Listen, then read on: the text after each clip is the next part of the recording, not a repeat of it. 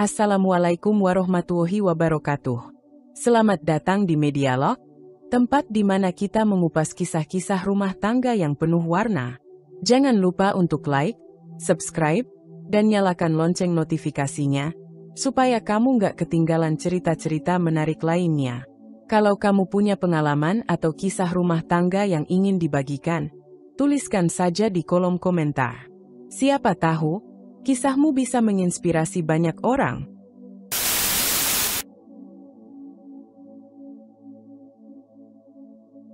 Sylvie tengah menikmati masa-masa terindah dalam hidupnya. Kehamilan keduanya membawa kebahagiaan yang tak tergambarkan.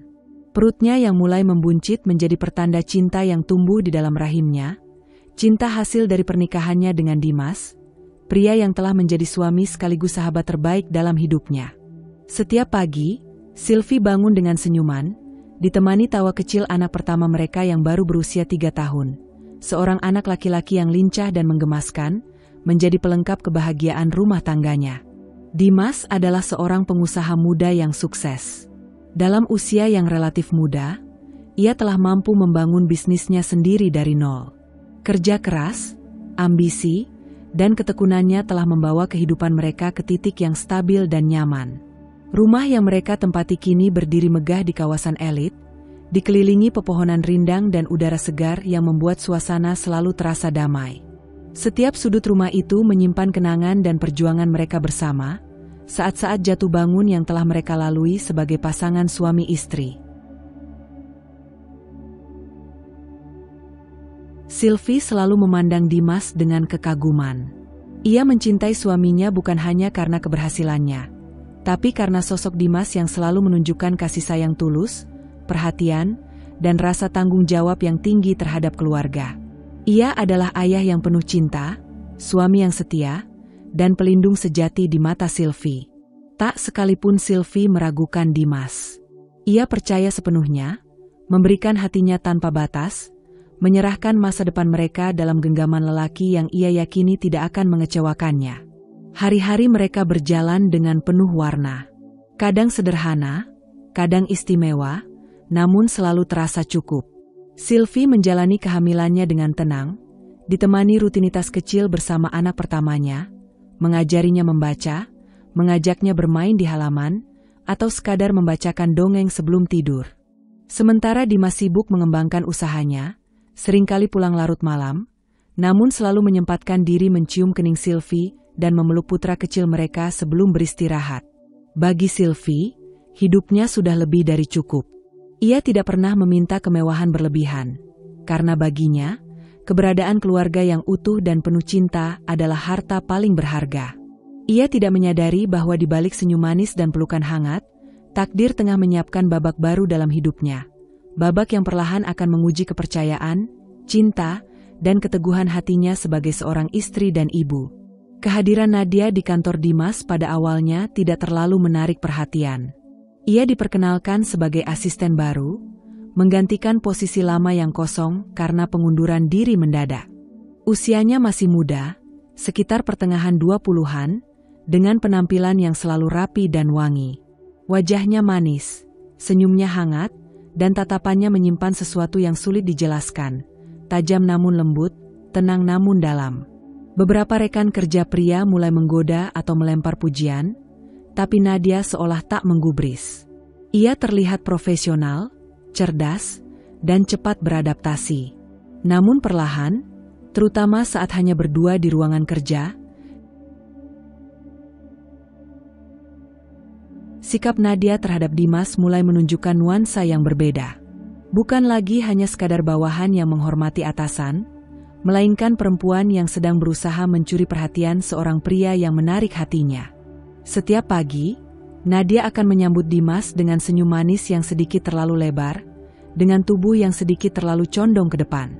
Bajunya selalu pas di badan, tidak pernah melanggar aturan kantor, tapi cukup ketat untuk memperlihatkan lekuk tubuhnya yang ramping.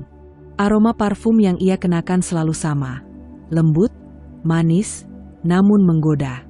Ketika Dimas lewat, aroma itu menggantung di udara, seperti sengaja ingin meninggalkan jejak di penciuman pria itu. Nadia juga mulai sering membuat alasan untuk masuk ke ruangan Dimas. Entah ingin meminta tanda tangan dokumen, laporan yang sebenarnya bisa dikirim lewat email, atau sekadar mengingatkan jadwal rapat yang sudah tertera jelas di kalender digital. Setiap kali masuk, ia akan berdiri lebih dekat dari yang perlu, dan kadang tanpa sadar, atau justru sangat sadar, membiarkan jarinya menyentuh lengan Dimas saat menyerahkan map. Sentuhan sekilas yang disertai tawa kecil dan lirikan penuh arti. Perlahan, percakapan di antara mereka mulai berubah nuansa. Nadia menyelipkan pujian-pujian kecil di sela-sela obrolan kerja, tentang kecerdasan Dimas, caranya memimpin tim, bahkan penampilannya hari itu. Ia tahu kapan harus terlihat antusias, kapan menunduk malu-malu, dan kapan melirik Dimas dari balik rambutnya yang tergerai. Ia bukan wanita sembarangan. Nadia tahu cara bermain, dan ia mulai memainkan perannya dengan lincah. Dimas sendiri, meski pada awalnya tidak terlalu menyadari, lama-lama merasakan sesuatu yang berbeda. Ia bukan pria bodoh. Ia tahu tatapan itu bukan tatapan biasa. Tapi entah kenapa, ia tak langsung menghindar. Mungkin karena rasa percaya dirinya sebagai pria sedang dipoles oleh perhatian baru yang segar. Atau mungkin karena ia terlalu sibuk, terlalu lelah, dan mulai menikmati keberadaan seseorang yang tampaknya selalu bersemangat melihatnya. Di balik meja kerjanya, Nadia terus mengamati. Ia tahu Dimas pria beristri. Ia tahu Sylvie sedang hamil, dan mereka tampak seperti keluarga bahagia. Tapi bagi Nadia, justru itu tantangannya. Ia bukan perempuan yang puas, hanya menjadi pelengkap biasa. Ada sesuatu di diri Dimas yang membuatnya ingin lebih dari sekadar asisten. Dan tanpa disadari Dimas, langkah pertama dalam godaan halus itu telah dimulai. Senyum, sentuhan, dan tatapan semuanya bukan kebetulan. Nadia tahu, permainan ini baru saja dimulai. Hari itu, langit sedikit mendung. Angin bertiup pelan membawa udara yang dingin menusuk kulit. Sylvie memutuskan untuk datang ke kantor Dimas secara mendadak. Ia ingin memberikan kejutan kecil untuk suaminya, membawakan bekal makan siang favoritnya yang ia masak sendiri sejak pagi.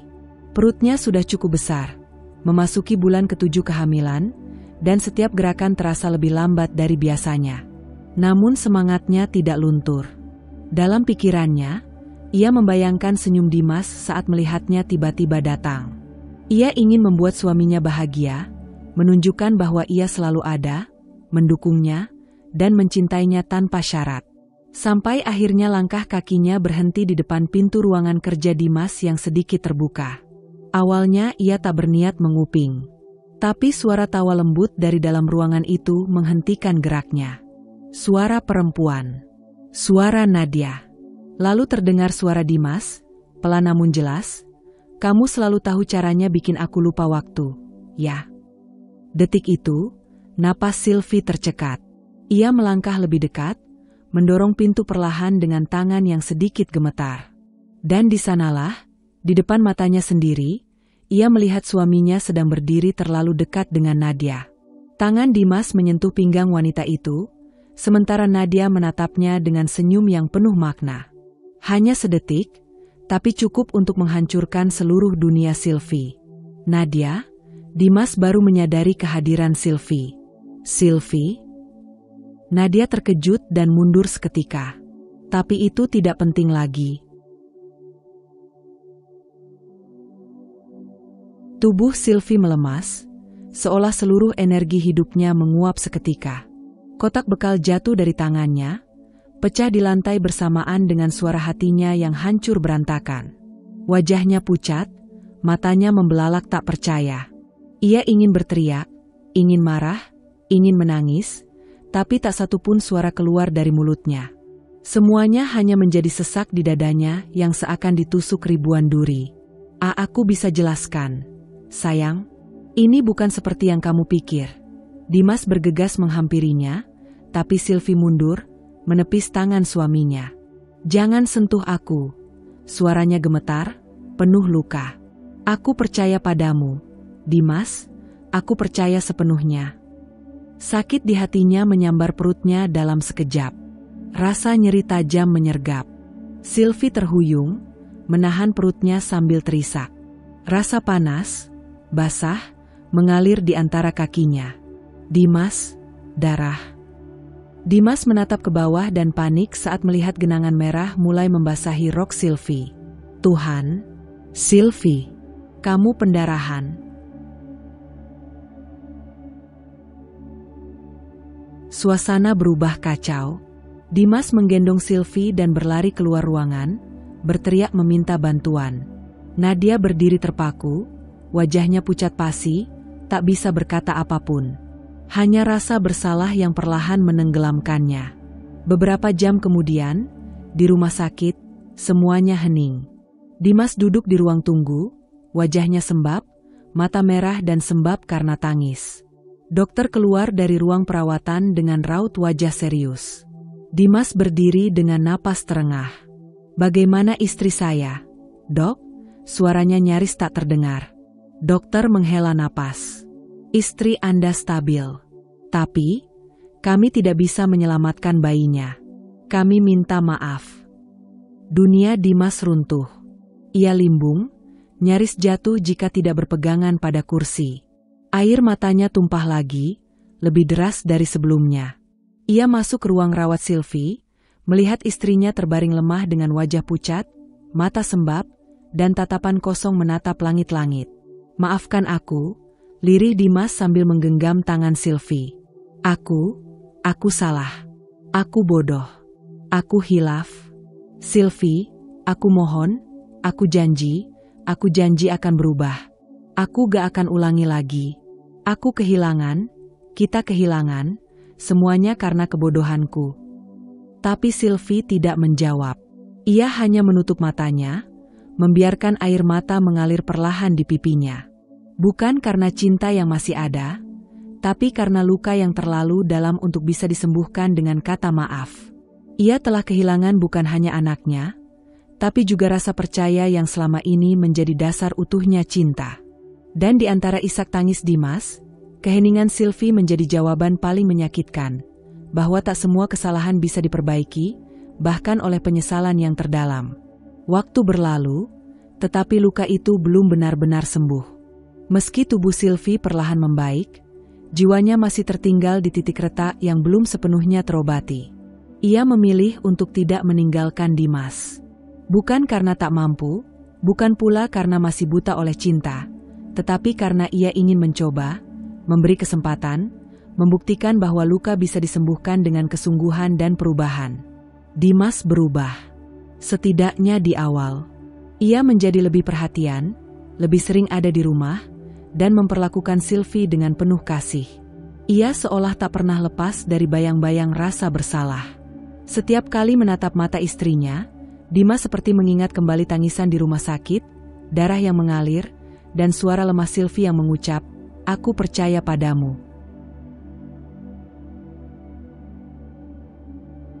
Namun perubahan itu tidak berlangsung lama. Setelah beberapa minggu, Dimas mulai kembali ke rutinitas lamanya. Pulang larut malam menjadi kebiasaan yang perlahan merayap masuk, dengan alasan pekerjaan menumpuk atau rapat mendadak dengan klien. Sylvie yang awalnya mencoba memahami, perlahan mulai kembali resah. Ada kegelisahan yang terus tumbuh di hatinya. Bisikan kecil yang menolak diam, membisikkan kemungkinan-kemungkinan yang tak ingin ia percaya. Malam demi malam Sylvie duduk sendirian di ruang tamu, menatap jam dinding yang berdetak lambat. Kadang ia mengirim pesan, menanyakan kabar atau apakah Dimas sudah makan. Balasan selalu ada, tapi singkat. Dan seringkali, teleponnya tidak dijawab. Pernah suatu malam, ia menelepon berkali-kali tanpa dijawab, hanya dibalas lewat pesan setelah lewat tengah malam. "Maaf, lagi rapat. Aku pulang sebentar lagi." Namun ketika akhirnya Dimas pulang, bajunya tetap rapi, tubuhnya tidak tampak lelah seperti habis kerja keras. Dan yang membuat hati Sylvie mencelos adalah bau parfum asing yang samar, bukan aroma sabun atau kantor, melainkan sesuatu yang manis dan menggoda. Ia mengenali bau itu. Aroma yang sama seperti yang pernah tercium saat ia memergoki Nadia. "Kerjaan masih padat, ya?" tanya Sylvie lembut suatu malam, ketika Dimas meletakkan tas kerjanya di sofa. "Iya, sayang. Minggu ini ada proyek besar.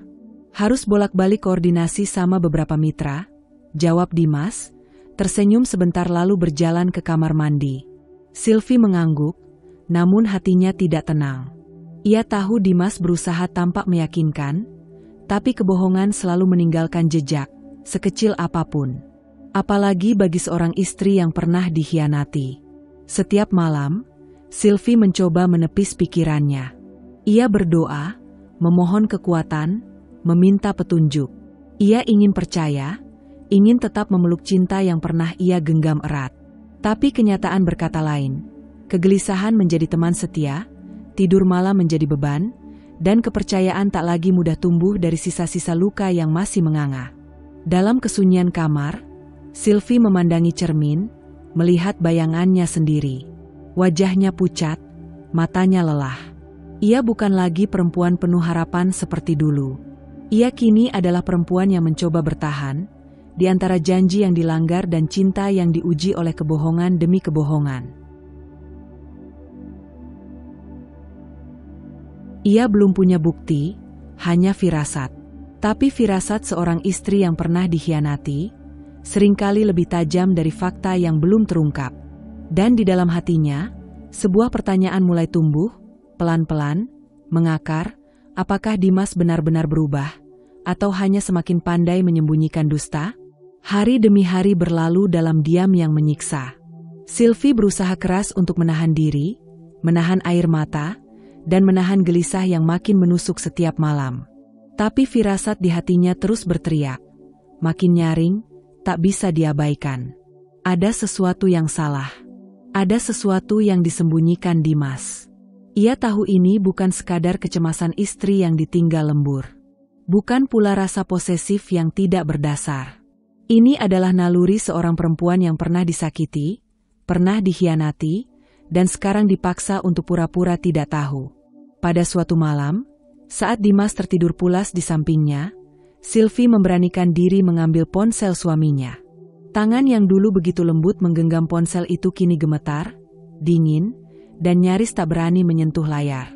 Ia tahu ini salah, tapi lebih salah lagi jika ia terus membiarkan dirinya hidup dalam ketidakpastian. Dengan jari gemetar, ia membuka galeri foto yang baru-baru ini dihapus, dan menelusuri folder tersembunyi yang entah kenapa muncul begitu saja. Di sana, ia menemukan potongan-potongan kebenaran yang menamparnya tanpa ampun.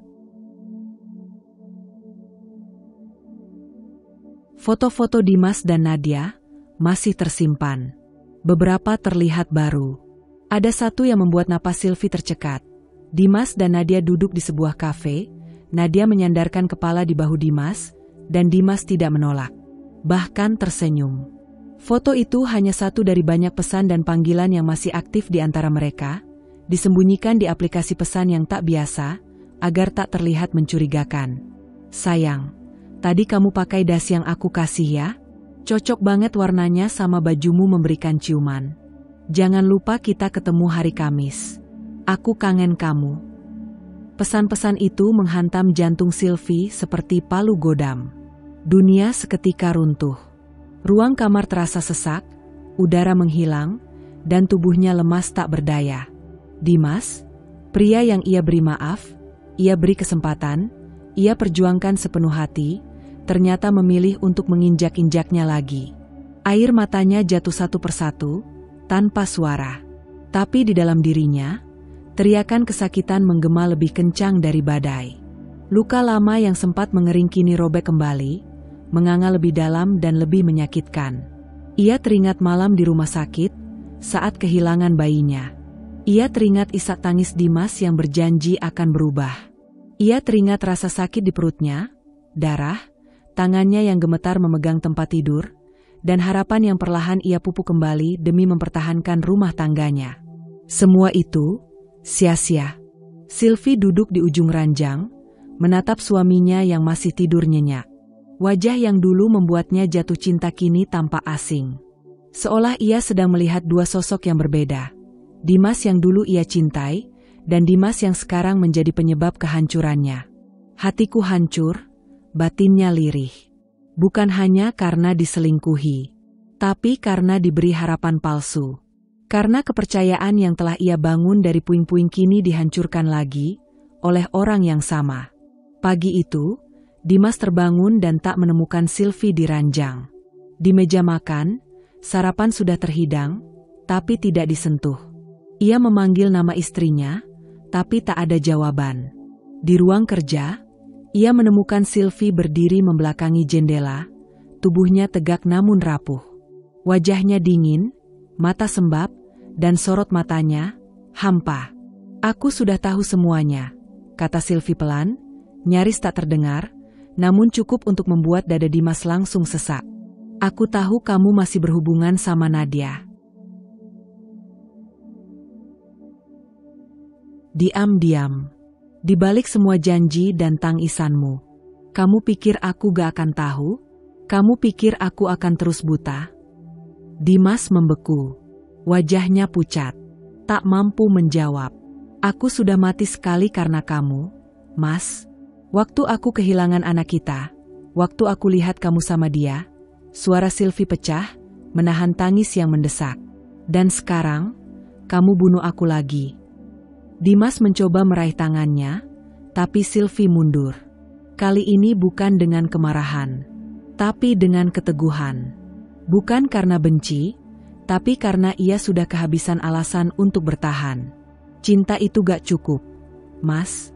Apalagi kalau kamu bahkan gak tahu cara menjaga kepercayaan." Dan pagi itu, tanpa satupun teriakan, Sylvie pergi meninggalkan Dimas. Meninggalkan puing-puing rumah tangga yang ia perjuangkan sendirian. Meninggalkan hati yang sudah terlalu lelah untuk terus disakiti. Beberapa hari setelah kepergian Sylvie, rumah itu terasa sunyi, seperti mati.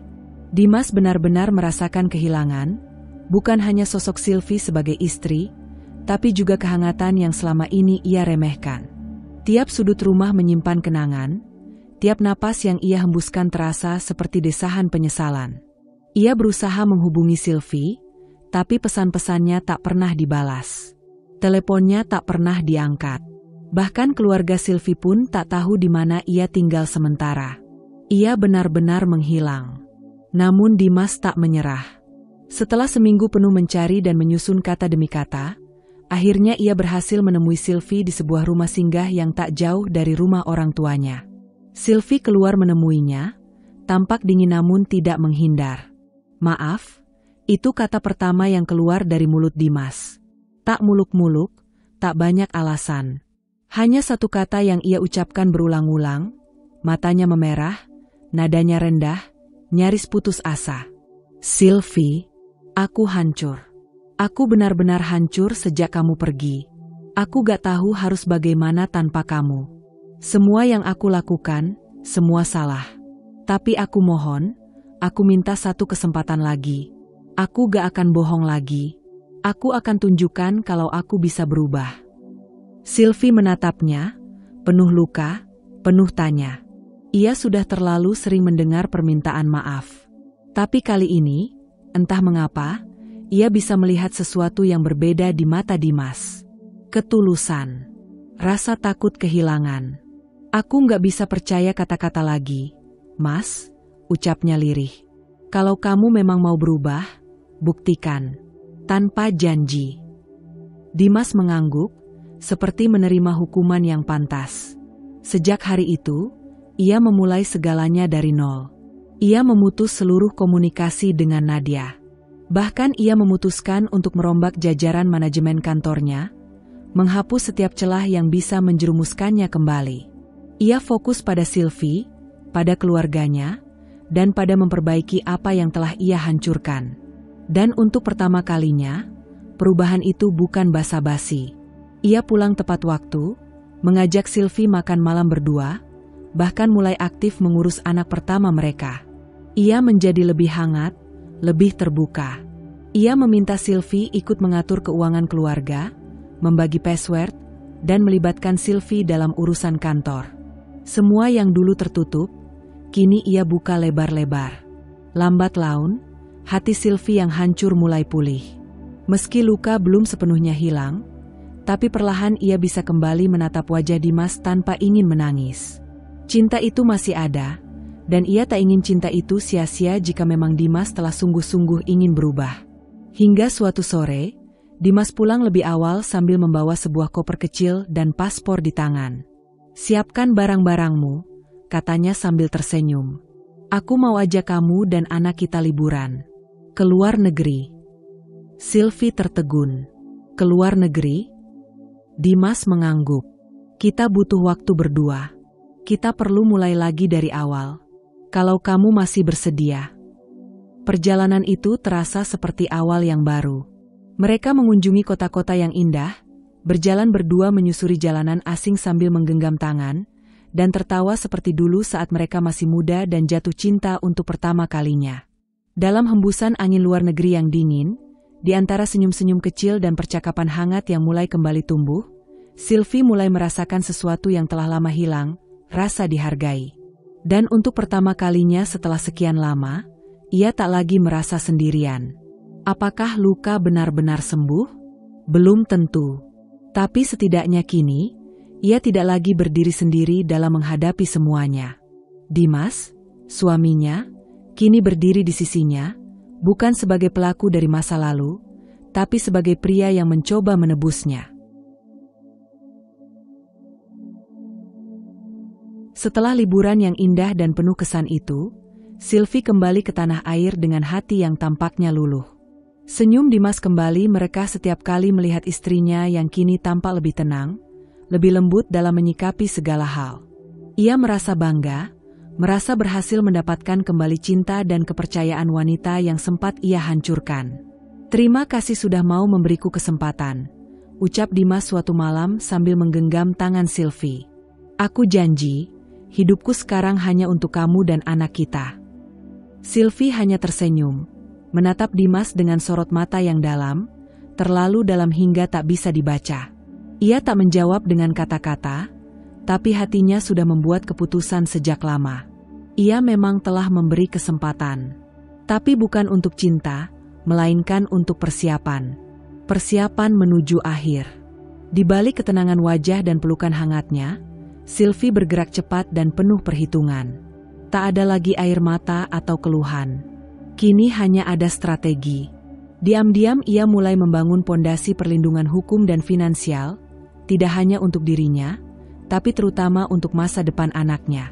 Langkah pertamanya adalah menghubungi Bayu, teman lamanya semasa kuliah hukum yang kini menjadi pengacara terkemuka, dikenal tajam, teliti, dan tak mudah dikalahkan. Bayu menerima permintaan Sylvie dengan antusias, apalagi setelah mendengar latar belakang kisah yang membuat hatinya tergerak. "Jadi, kau ingin mengambil alih semuanya, secara legal?" tanya Bayu saat pertemuan pertama mereka di kantor hukumnya yang elegan. Sylvie mengangguk mantap. "Aku tidak ingin balas dendam secara emosional, Bayu. Aku ingin keadilan. Semua aset itu, selama ini aku yang bantu kelola. Aku yang tahan malu, luka, kehilangan. Sekarang aku ingin mengamankannya untuk anakku. Kalau suatu hari dia kembali berkhianat, aku tak ingin lagi jatuh tanpa pegangan." Bayu tersenyum tipis, menyesap kopinya. "Luar biasa. Aku akan bantu. Tapi kita harus rapi. Dimas tak boleh tahu sampai semuanya terkunci." Maka dimulailah permainan yang sunyi namun mematikan. Di balik meja makan tempat mereka bercanda, di antara rutinitas keluarga yang kembali hangat, Sylvie mulai memindahkan sejumlah aset penting ke atas nama anak mereka. Perusahaan afiliasi milik Dimas yang selama ini hanya ia titipkan di bawah nama orang kepercayaannya, perlahan dibalik atas nama Sylvie dengan kontrak dan surat kuasa yang tak menimbulkan kecurigaan. Ia juga mengatur agar sebagian kepemilikan saham suaminya dialihkan ke trust account atas nama anak mereka, lengkap dengan perlindungan hukum jika suatu hari terjadi perceraian. Bahkan rumah yang mereka tempati kini, secara legal telah berpindah tangan setelah Dimas dengan sukarela menandatangani dokumen penggabungan aset keluarga, yang sebenarnya jebakan halus dalam skema besar Sylvie dan Bayu. Dimas tak menyadari apapun. Ia terlalu sibuk menikmati keharmonisan yang perlahan ia bangun kembali. Ia merasa aman, merasa telah ditebus, merasa telah kembali menjadi suami dan ayah yang dicintai. Tapi Sylvie tak lagi hidup dengan ilusi. Ia mencintai Dimas, ya, atau setidaknya, bagian dari dirinya masih ingin mempercayai cinta itu. Tapi ia tak lagi bodoh. Cinta tanpa perlindungan adalah tiket menuju kehancuran. Dan kini, ia memegang kendali penuh. Malam-malamnya tak lagi diisi dengan tangisan, tapi dengan rapat singkat bersama Bayu lewat panggilan terenkripsi. File demi file dikumpulkan. Rekam jejak keuangan Dimas dipetakan. Aset-aset disisir. Dan perlindungan hukum dibentengi. Tak ada teriakan. Tak ada ancaman. Tapi Sylvie sedang menyusun akhir bagi segalanya. Dengan senyap, anggun, dan tak terduga. Dan saat semuanya siap, hanya waktu yang akan menentukan kapan ia membuka pintu itu dan menunjukkan siapa yang kini memegang kunci kekuasaan di rumah tangga mereka. Bukan Dimas, tapi Sylvie, perempuan yang dulu pernah runtuh, kini bangkit sebagai wanita yang tak bisa lagi dijatuhkan. Hidup kadang memberi waktu untuk berubah, tapi tak semua orang menghargainya. Dan bagi Dimas, waktu itu habis saat ia mengulang dosa yang sama, kali ini dengan lebih licik, lebih licin, dan lebih keji. Setelah kembali dari liburan, Sylvie benar-benar menepati perannya sebagai istri yang tampak memaafkan. Ia tersenyum, tertawa, bahkan bersikap manja di hadapan Dimas. Ia memainkan perannya dengan sangat piawai, membuat Dimas benar-benar yakin bahwa masa kelam mereka telah tertutup rapat. Namun, di balik kelembutan itu, Sylvie tetap memantau. Ia tahu terlalu baik bahwa orang seperti Dimas tak akan berubah hanya dengan air mata dan pelukan. Maka ia pasang jaring, menjaga segala kemungkinan, membangun benteng perlindungan, dan membuka mata lebar-lebar terhadap segala celah. Dan firasatnya benar. Suatu malam, sebuah pesan dari sahabat lamanya yang bekerja di bandara, membuat jantung Sylvie berdegup keras. "Sil, aku nggak mau ikut campur, tapi waktu kamu dan Dimas keluar negeri tempo hari, dia sempat kembali ke Indonesia. Cuma semalam. Ada seseorang yang lihat dia dengan asistennya, Nadia, di sebuah hotel di Bandung." Pesan itu diikuti dengan serangkaian foto. Di antaranya ada satu gambar paling menyakitkan. Dimas dan Nadia berjalan beriringan masuk ke sebuah lobi hotel. Lalu foto lainnya, mereka sedang duduk berdua di restoran hotel, tangannya bertautan di bawah meja. Terakhir, foto Dimas keluar kamar hotel pagi harinya, sendirian, dengan rambut acak-acakan dan wajah kelelahan. Dunia Sylvie runtuh, tapi kali ini bukan dengan air mata, melainkan dengan kemarahan yang membakar seluruh sisa harapan. "Jadi, semua ini cuma akting?" gumam Sylvie dengan suara bergetar di tengah malam, menatap foto-foto itu sambil menggenggam ponselnya dengan tangan dingin. Ia menutup layar, menarik napas panjang, lalu membuka laci meja kerja tempat berkas-berkas telah tersusun rapi. Bukti pengalihan aset, laporan keuangan perusahaan, serta kontrak legal yang telah ia dan Bayu susun selama berbulan-bulan. Pagi harinya, ia tidak menangis. Ia tidak marah. Ia hanya datang ke kantor hukum Bayu dengan setelan blazer hitam dan ekspresi datar yang menyembunyikan badai. "Gugatan cerai," ucap Sylvie singkat. "Sertakan seluruh bukti perselingkuhan dan penggelapan harta. Pastikan dia tidak membawa 1 sen pun keluar dari rumah ini." Bayu menatapnya dengan serius. "Kita siap, Sil. Tinggal kamu beri lampu hijau." Dan lampu itu menyala. Terang. Tanpa keraguan.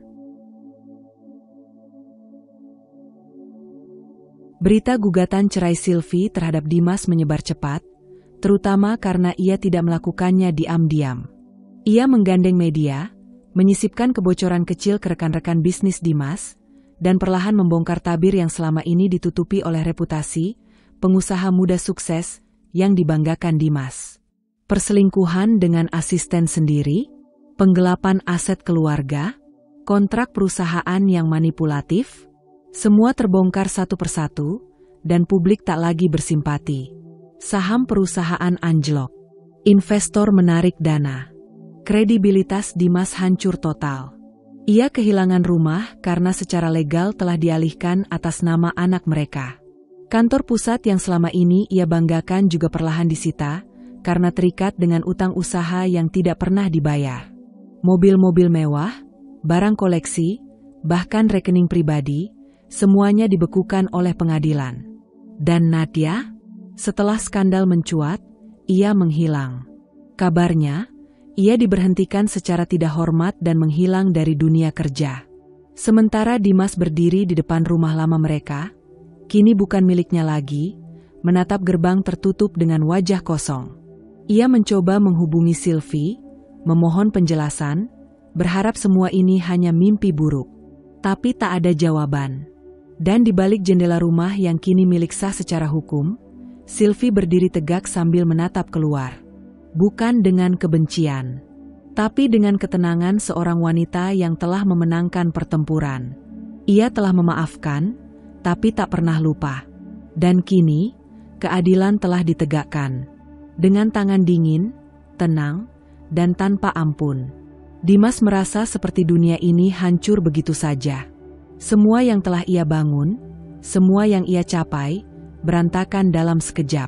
Saat ini, ia berdiri di ambang kehancuran, terlihat kotor, terpuruk, dan terpojok. Semua yang ada di sekelilingnya terasa berbalik melawan.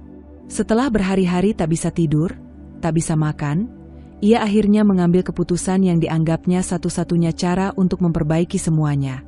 Memohon kepada Sylvie. Ia tahu, meski harapan semakin menipis, satu-satunya orang yang bisa memberinya kesempatan kedua adalah Sylvie.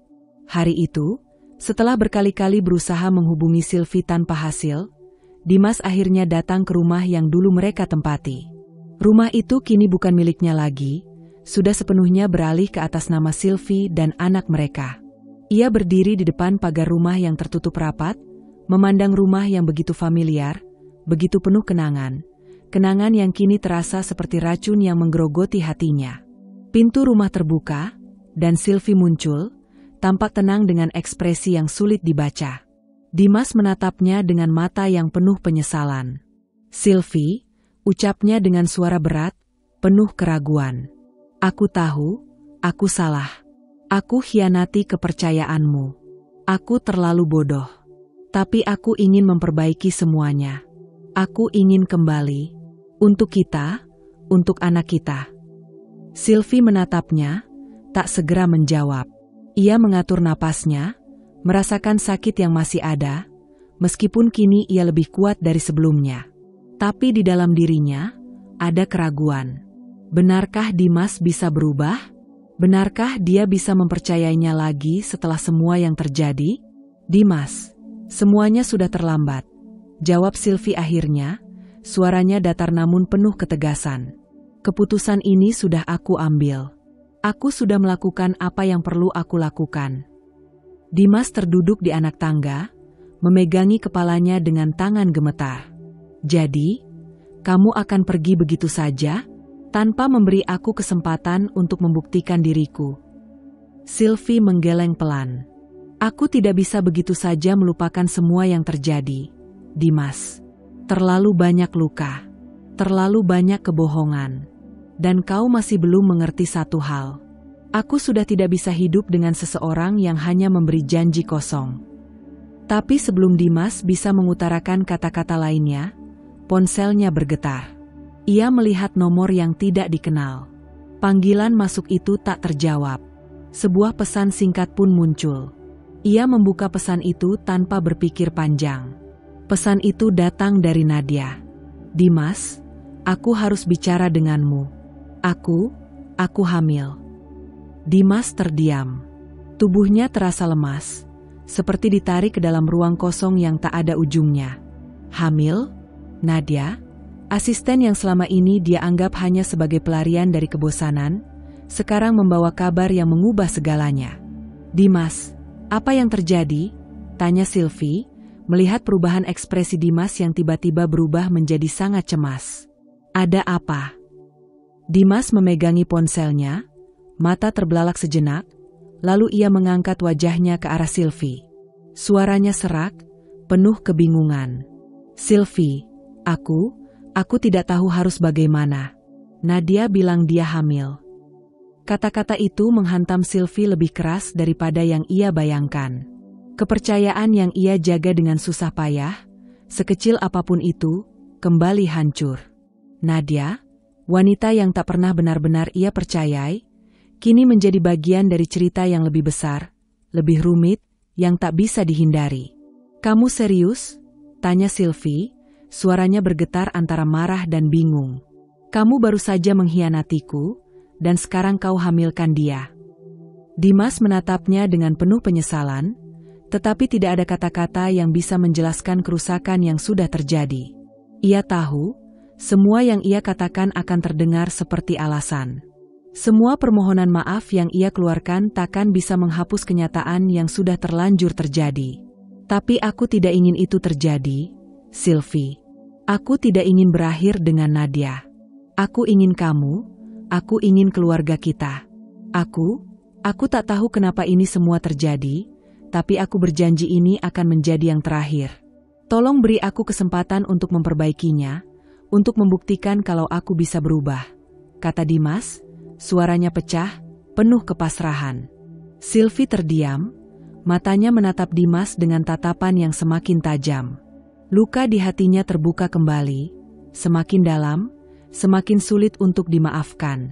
Teringat setiap detik penderitaan yang ia alami karena Dimas dan pengkhianatannya. Ia bisa merasakan kepedihan itu melingkupi dirinya, membuatnya semakin sulit untuk menerima kenyataan ini. "Dimas," jawab Sylvie akhirnya, nada suaranya serasa membeku, "aku sudah memutuskan untuk tidak hidup dalam kebohongan. Jika kamu merasa ini masih bisa diperbaiki, lakukanlah dengan Nadia. Karena aku sudah selesai denganmu." Dimas merasa seperti dunia ini benar-benar menelannya. Ia telah kehilangan segalanya. Istri yang ia cintai, anak yang ia banggakan, dan sekarang reputasi yang hancur. Semua akibat dari tindakannya sendiri. Tetapi saat ia berusaha untuk bangkit dan memperbaiki semuanya, tiba-tiba Nadia mengungkapkan bahwa dia hamil. Dengan langkah tergesa, Dimas pergi dari rumah itu. Hatinya dipenuhi kekosongan yang tak bisa ia pahami. Di luar, hujan turun perlahan, dan Dimas tahu, tak ada lagi tempat untuk bersembunyi dari akibat perbuatannya. Tapi yang lebih buruk, Sylvie, wanita yang seharusnya menjadi satu-satunya bagi Dimas, sudah benar-benar meninggalkannya.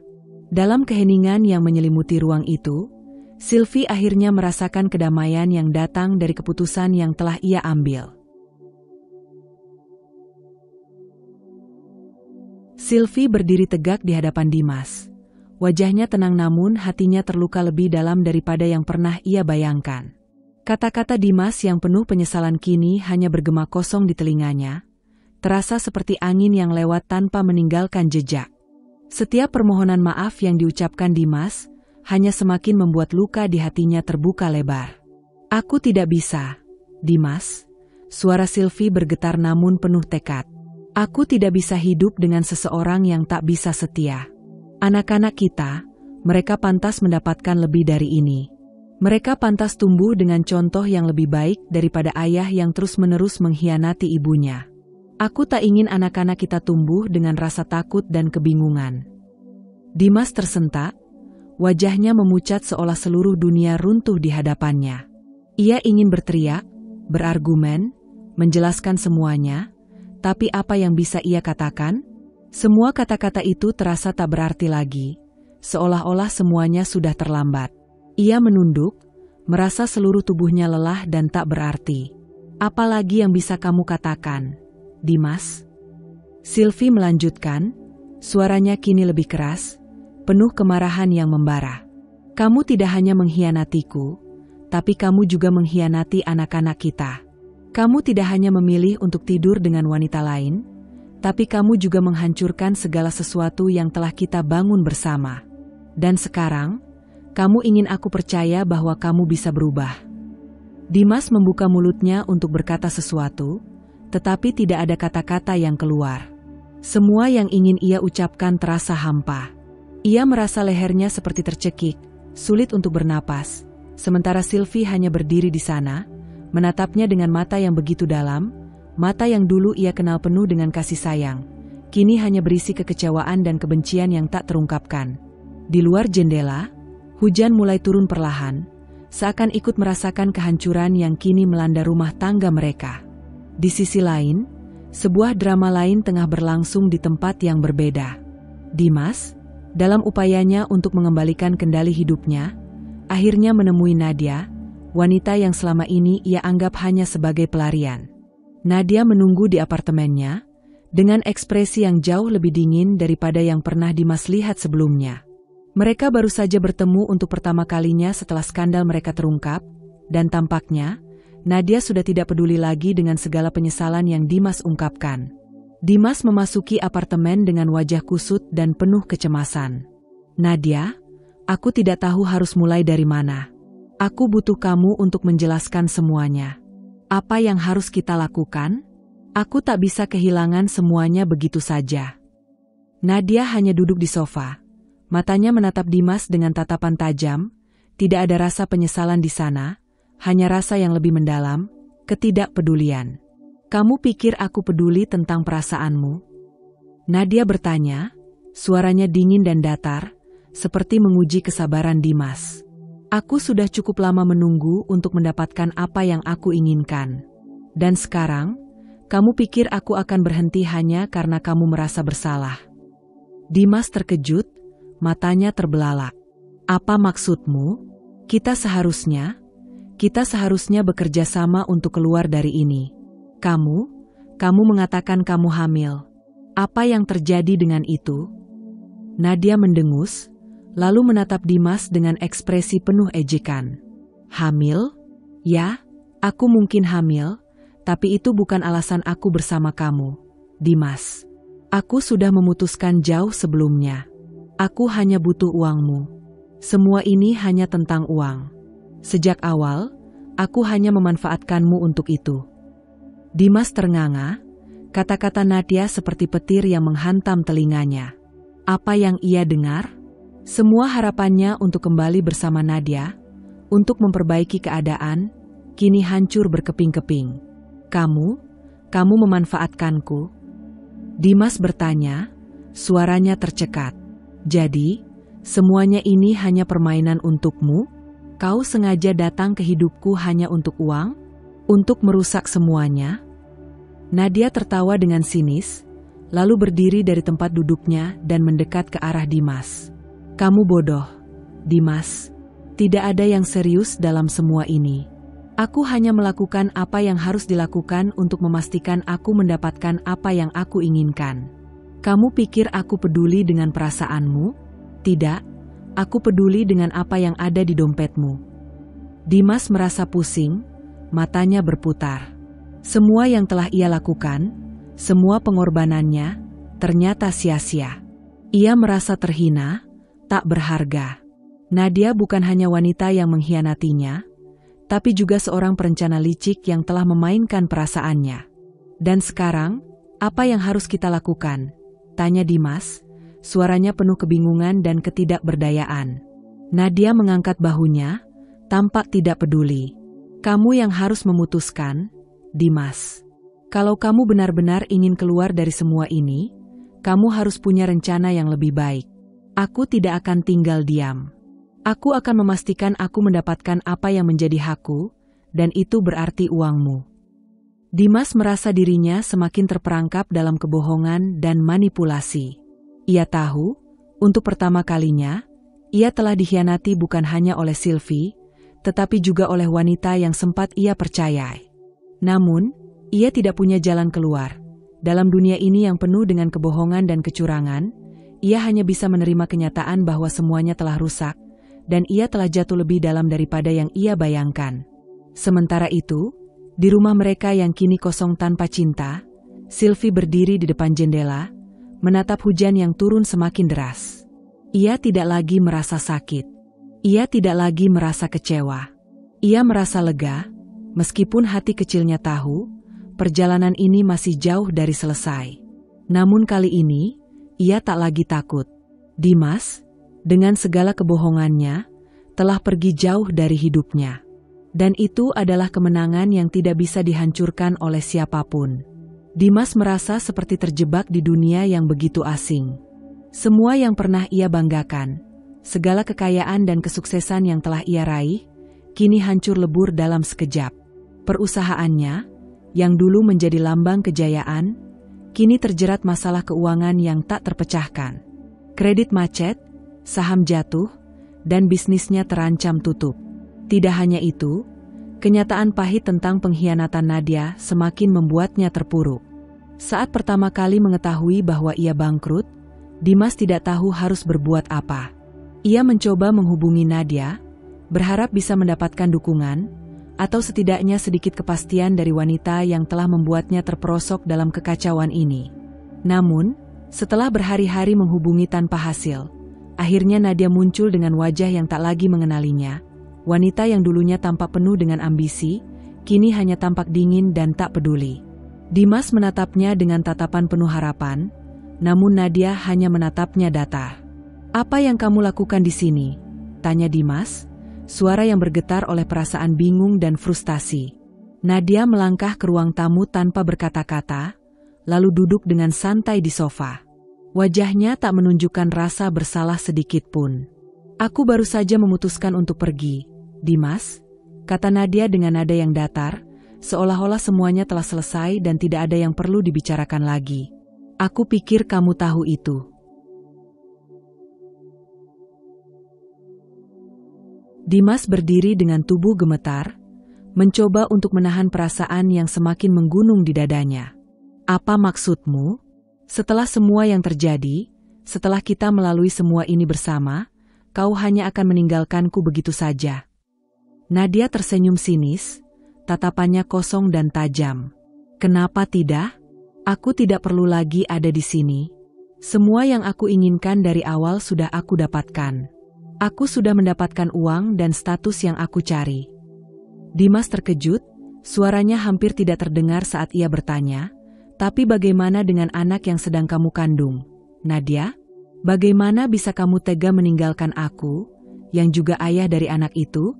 Apa kamu tidak merasa sedikit pun bersalah?" Nadia menatap Dimas dengan pandangan yang semakin tajam, seolah-olah ia sedang mengukur sejauh mana Dimas bisa bertahan dengan kata-kata yang dilemparkan padanya.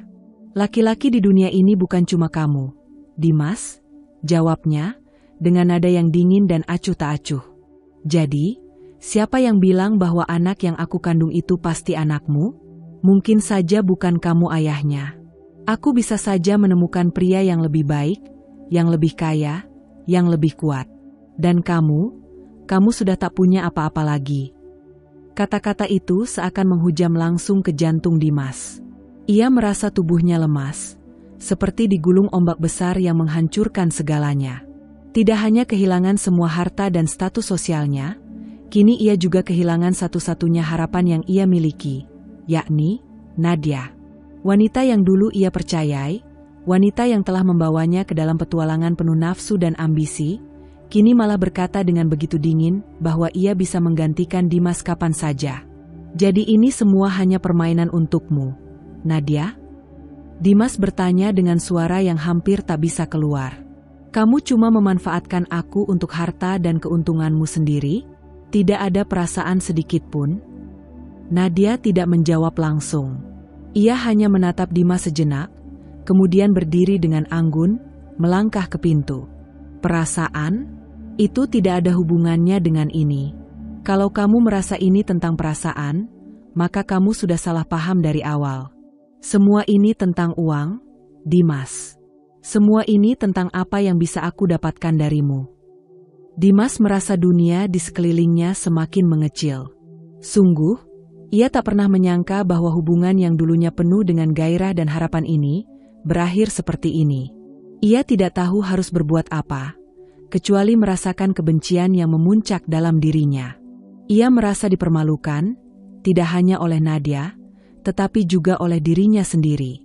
Betapa bodohnya ia karena telah begitu lama dikelabui. "Nadia, kamu tidak tahu apa yang kamu lakukan," teriak Dimas, suaranya penuh amarah yang terpendam.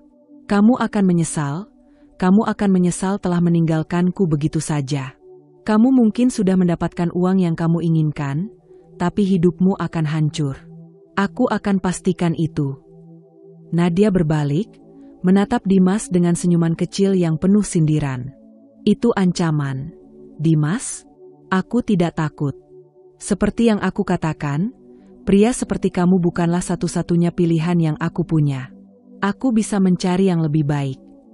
Dengan langkah tegap, Nadia keluar dari rumah itu, meninggalkan Dimas yang semakin terpuruk.